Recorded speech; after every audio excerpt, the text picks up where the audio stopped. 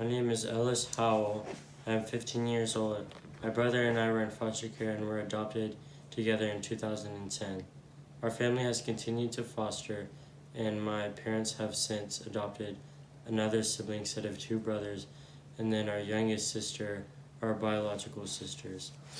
Although I know that I have siblings that I don't know, I'm so grateful that I have never been separated from my brother Everett.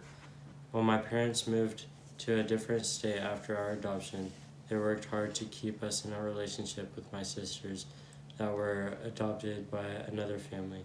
This family has chosen to not allow that relationship to continue.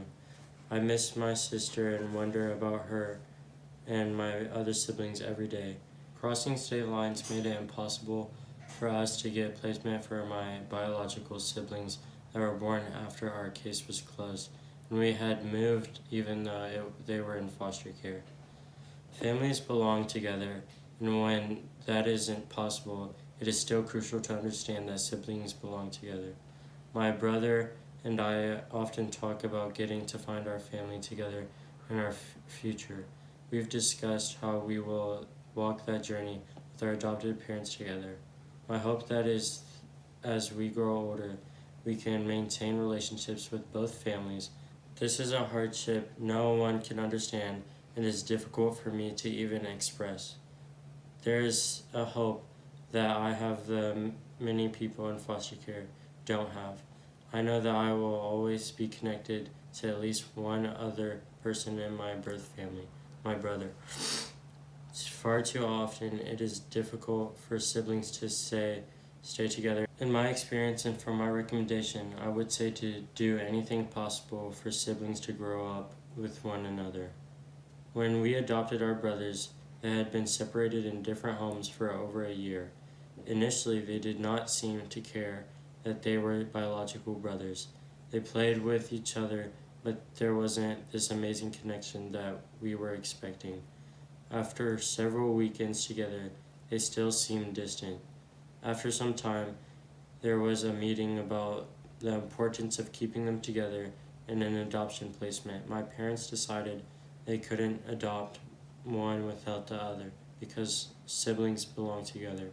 Within 2 months of the boys officially reuniting and being in a home together, they were inseparable. We were constantly asked if they were twins, and no one would ever believe us when we told them that they were spent such crucial years apart. Our family adopted a child that was placed in our home of birth and had no other siblings in care.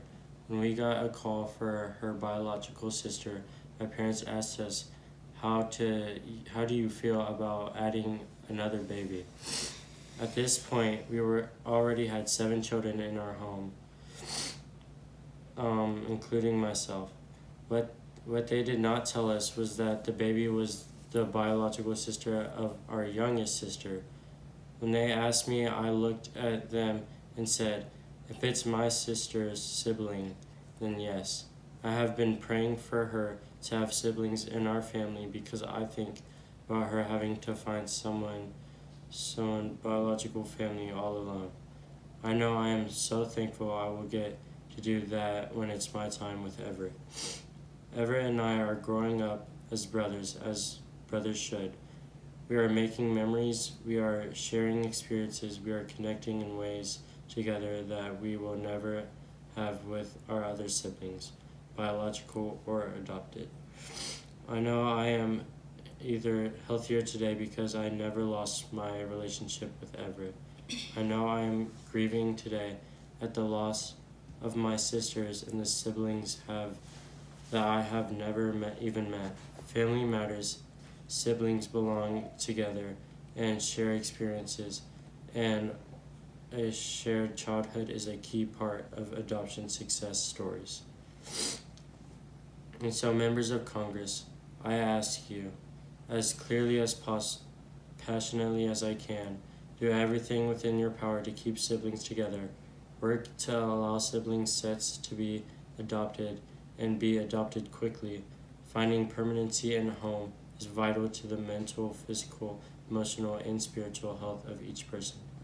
Thank you to Congress and Jesus for this opportunity to share my story. we had moved